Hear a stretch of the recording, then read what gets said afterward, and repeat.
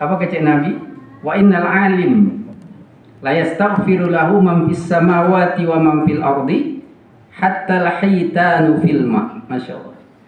Sesungguhnya orang yang berilmu itu kata Nabi akan memintakan ampun untuknya.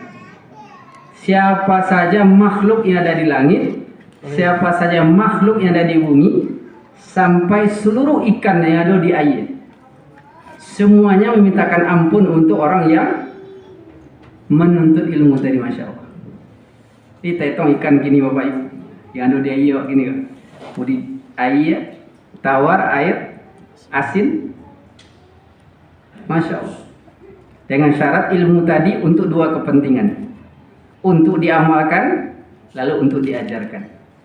Maka jika itu motivasi kita, maka seluruh makhluk, jadi malaikat hari ini sedang mendoakan kita, seluruh penduduk bumi sedang mendoakan kita, memintakan ampun untuk kita. Masya Allah. Setelah beri salam, kita doakan kepada Allah, semoga dilimpahkan kepada Rasulullah Sallallahu Alaihi Wasallam. Allahumma salli ala Muhammad wa ala ali Muhammad. Bapak Ibu, orang tua kami, ma'asyiral muslimin rahimakumullah. Kita sambung kaji kita 2 pekan yang lalu.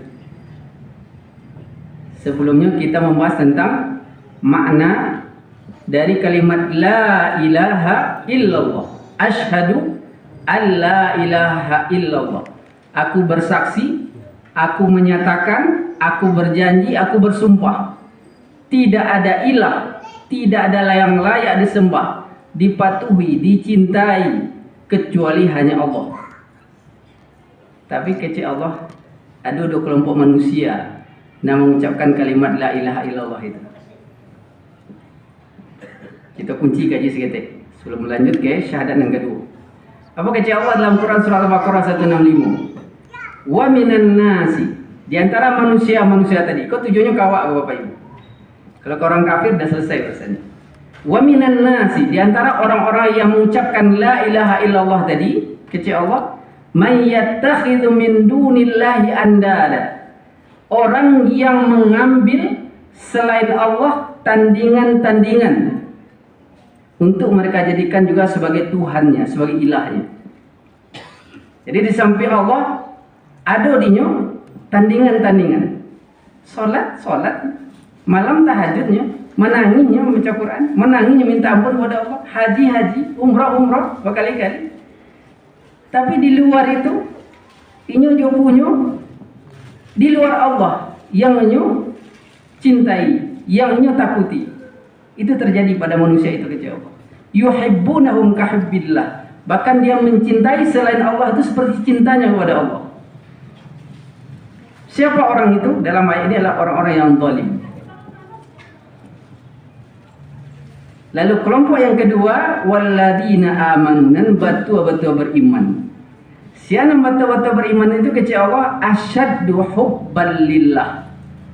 Sabana-bana cintanya kepada Allah. Cintanya kepada Allah paling tinggi, paling utama. Kita dalami ayat itu, Bapak Ibu yang dirahmati oleh Allah.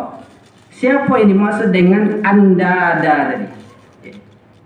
Dalam tafsir Mafatihul Ghaib Imam Ar-Razi juz 3 halaman 3. Kita kutip dari kitab aslinya. Apa yang dimaksud dengan andada tadi? Tandingan-tandingan selain Allah yang dia cintai seperti cintanya kepada Allah.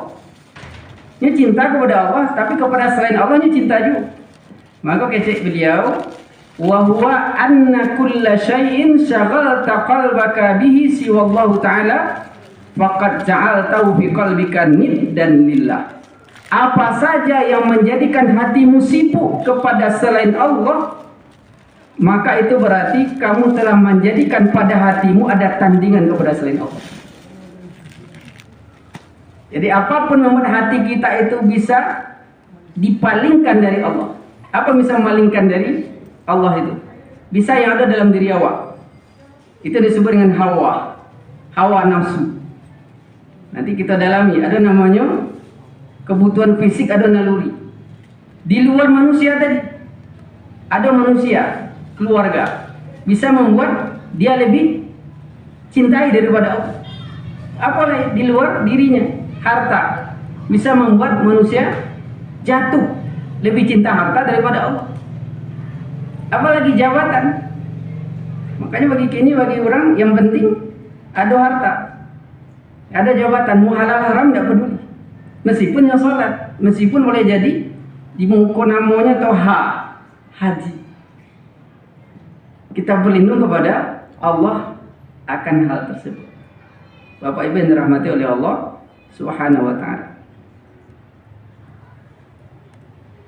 Berarti berdasarkan ayat tersebut bahwa ada manusia yang mengaku beriman yang menyandingkan ilah-ilahnya dengan Allah.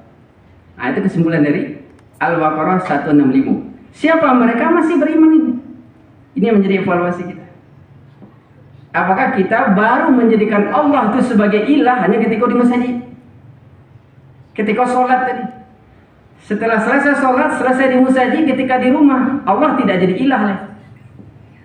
Ketika di pasar, Allah tidak jadi ilah lagi. Ketika di tengah masyarakat, Allah tidak jadi ilah lagi. Ketika di gedung-gedung pemerintahan, Allah tidak jadi ilah lagi. Maka kalau itu yang terjadi, maka Allah ancam dengan ayat, mereka akan berstatus orang-orang yang zalim. Bagaimana orang yang zalim itu kecil Allah? Idh yarawunal adaba. Ketika nanti kelak di hari kiamat mencari azab itu, barunya tahu annal quwwata lillahi jami'a, bahwa seluruh kekuatan itu hanya milik Allah saja. Tapi ya penyesalan tidak ada gunanya.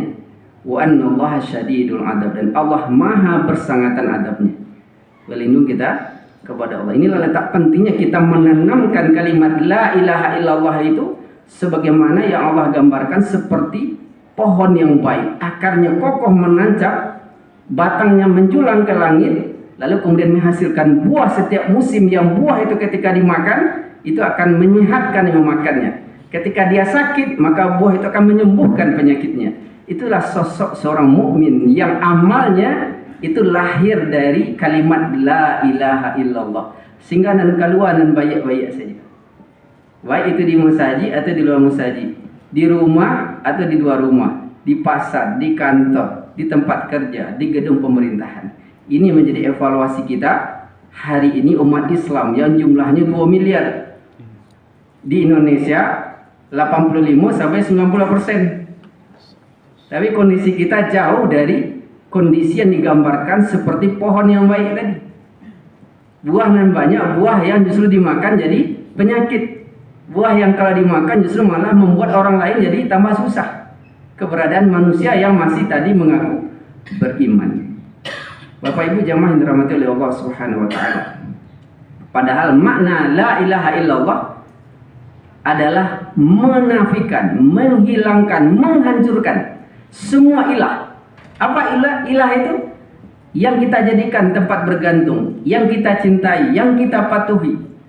Hanya Allah saja. Selainnya harus kita hilangkan. Boleh kita cintai, boleh, tapi tidak sampai mengalahkan cinta kita kepada Allah. Boleh kita sukai, boleh, tapi tidak boleh mengalahkan cinta kita kepada Allah. Karena fitrahnya manusia pasti mencintai dunia. Boleh kata Allah, zuyyina linnasi hubbus syahwat. Dihiaskan kepada manusia itu cinta kepada syahwat, cinta kepada kepentingan-kepentingan dunianya. Cinta kepada harta boleh, cinta kepada jabatan boleh, tetapi kecintaan tadi diletakkan di bawah cintanya kepada Allah, sehingga cintanya tadi berjalan sesuai dengan maunya Allah begitu. Itulah yang membuat manusia tadi akan menjadi manusia yang kokoh seperti pohon kurma kata Allah. Bukan seperti rumput. Kalau rumput digoyang seketik lapeh. Tidak ada kekokohan di dalam dirinya. Bapak Ibu yang dirahmati oleh Allah. Kita lanjutkan bahwa syahadat yang kita baca tadi 2 kali. Asyhadu an la ilaha illallah, lanjut, wa asyhadu anna Muhammadan Rasulullah. 2 sepaket. Tidak bisa lepas.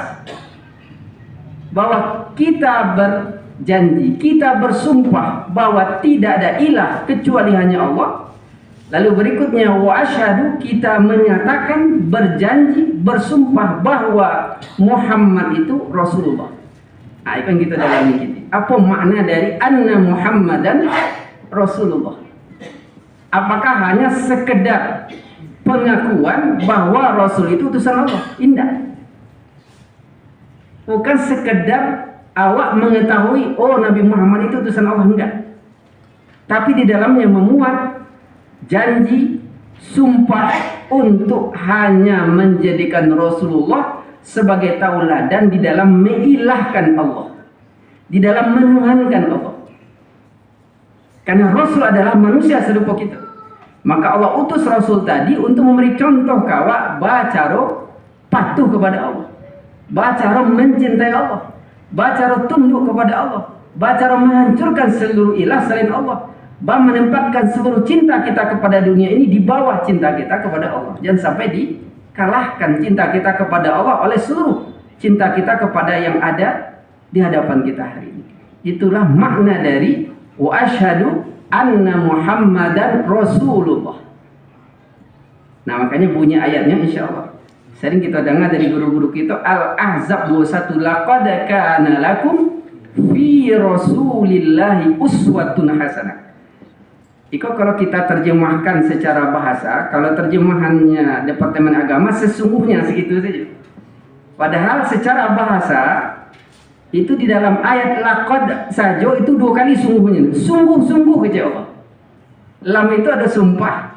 Qad itu berarti sungguh. 2 kali kalimat sungguh di situ. Sungguh-sungguh kepada Allah.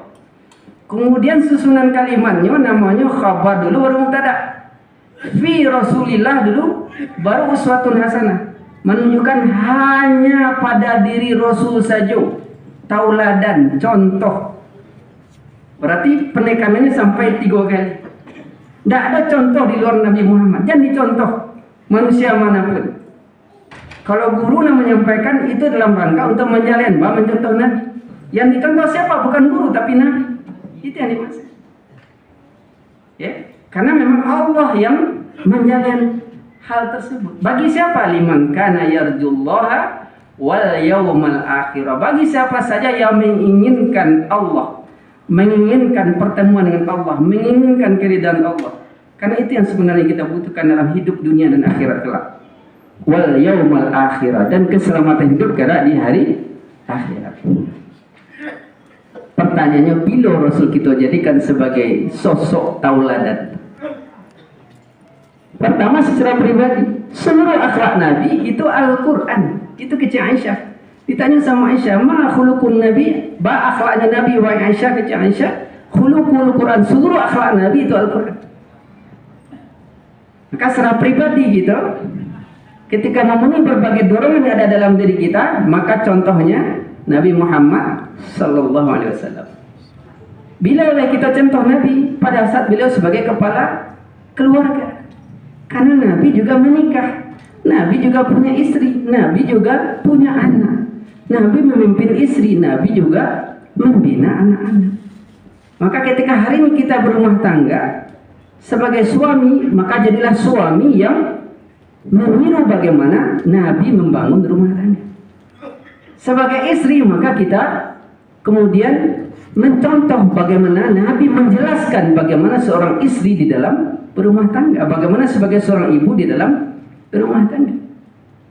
Apa kewajiban ibu? 3 saja, singkat kecil Nabi. Ummun wa rabbatu baitin wa irdun yajibu yusona. 3. 1 sebagai ibu, panjang nanti penjelasannya. Yang kedua, perempuan itu sebagai manajer rumah tangga, pengatur rumah tangga. Yang ketiga, sebagai kehormatan yang wajib dijaga. Kalau beres, baru boleh keluar rumah. Sementara suami kewajibannya 5. 3 yang berkaitan dengan fisik, makan, pakai, sandal. Makan, pakai, papan. Makanan, pakaian, tempat tinggal. 2 yang sering dilupakan. Apa itu? Perhatian. 1 lagi, pendidikan, mendidik. Makanya suami itu wajib mendidik istri dan anak-anaknya. Makanya kenapa berilmu itu menjadi wajib bagi laki-laki. Karena kewajibannya tidak hanya berhenti untuk dirinya, tapi dia juga wajib mendidik anggota rumah tangganya. Maka rumah itu harus menjadikan sebagai rumah sakit bagi anggota keluarganya. Sehingga yang sakit jadi sehat ketika di rumah. Jangan jadi sebaliknya. Makanya kata Nabi, baiti jannah, di rumah itu surgaku. Kemudian apa lagi? Bahwa Nabi itu juga memberikan contoh sebagai pengusaha. Karena Nabi hidupnya nggak minta-minta. Maka bagaimana di pasar, Nabi juga kasih contoh.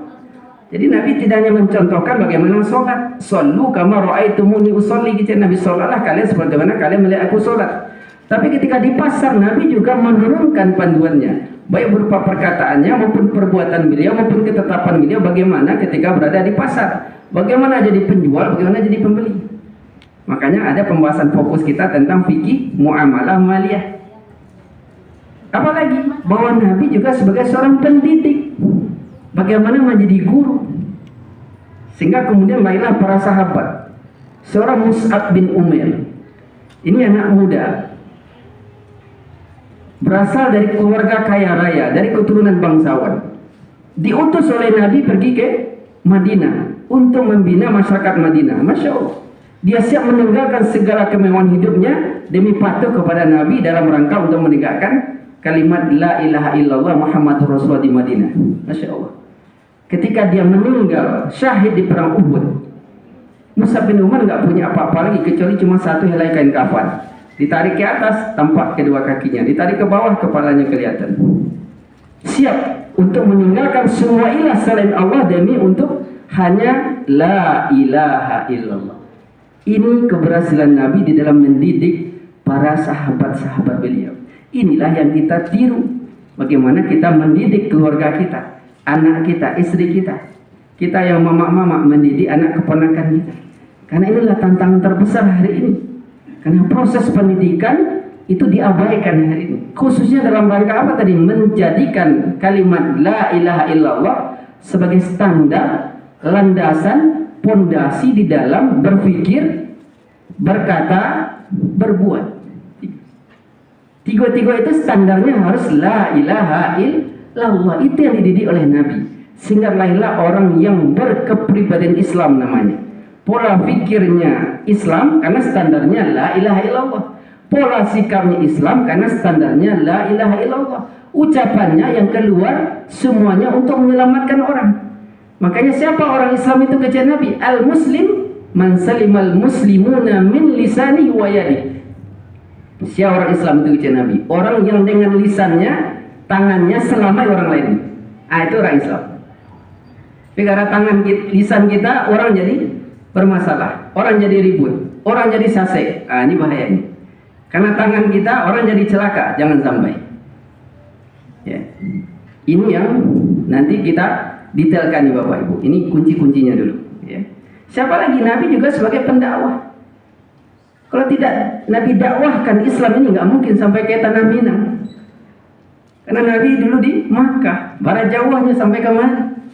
Maka hanya dengan dakwahlah kemudian Islam sampai kemari. Makanya bunyi ayatnya, illal ladzina amanu wa 'amilus sholihat wa tawassaw bil haqq wa tawassaw bis sabr. Tapi sawa ila usurang. Amolah salat, amolah puasa, amolah zakat, haji, tanda tangan masuk surga belum bisa lagi ya Allah. Masih merugi. Masih ada dua kewajiban yang kita lanjutkan. Tawassaw, nasihat, saling dia. Dengan kebenaran, sumber kebenaran Al-Qur'an. Lalu dalam menasihati tadi harus dengan sabar. Karena orang tidak bisa berubah mungkin sekali, bisa 2 kali, bisa 3 kali. Jadi kalau anak-anak awak masih banyak masalah, sabar saja, terus bersabar. Untuk membina mereka, mendidik mereka. Bahkan tidak boleh ada yang namanya puncak kesabaran. Kalau puncak berarti setelah itu berhenti lagi, tidak boleh. Kalimatnya wastabir 'alaiha. Kalau masih ada masalah di keluarga awak, terus dakwahi.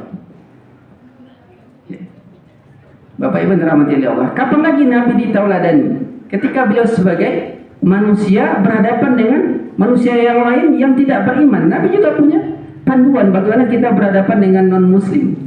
Makanya di Madinah itu ketika Nabi sebagai kepala negara, tidak semuanya Muhajirin dan Ansar yang muslim. Ada Yahudi 4 suku di situ. Khaybar, Qainuqa, Nadir, Khuraizah. Ada Nasrani.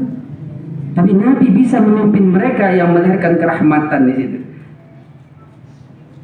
Ini yang hari ini hilang. Jangan kan dengan muslim awak sama awak saya berserak-serak ini. Kenapa? Karena kita belum meneladani Nabi di dalam persoalan yang berkaitan dengan bagaimana hubungan antar sesama. Apalagi Nabi sebagai negarawan. Ya. Ini bisa kita kaji lebih jauh nanti. Ketika Nabi hijrah, ini kan kita di tanggal 3-4 Hijriah atau 2 atau 3 hijrah. Jadi Nabi hijrah ke Madinah bukan lari dari kejaran kafir Quraisy, bukan. Tapi Nabi sudah mendapatkan nusrah, pertolongan dari Aus dan Khazraj berupa bay'ah Aqabah kedua, sehingga Islam tidak cukup hanya pada level individu saja, tapi Islam harus diterapkan dalam bangunan sebuah negara. Karena pada saat itulah kemudian wa ma arsalnaka illa rahmatan lil alamin itu bisa terwujud. Karena kerahmatan Islam nggak cukup hanya individu-individu saja yang merasakan, tapi umat secara keseluruhan merasakan, bahkan alam harus merasakan. Kapan itu? Ketika pemimpinnya itu mengatur masyarakat tadi dengan Islam. Maka Nabi juga sebagai seorang kepala negara. Jadi 13 tahun di Mekah, 10 tahun di Madinah. 30 tahun mengamalkan Islam secara individu bersama as-sabiqunal awwalun, lebih kurang tidak sampai 100 para sahabat. Tapi ketika berada di Madinah selama 10 tahun jumlah sahabat menjadi 300.000. Kenapa? Karena bangunan Islam itu sudah kokoh, sehingga turunlah ayat idza jaa nasrullahi wal fath. Maka ketika telah datang pertolongan Allah dan kemenangan, wara'aitan nasa yadkhuluna fi dinillahi afwaja. Maka kalian lihat manusia berbondong-bondong masuk Islam.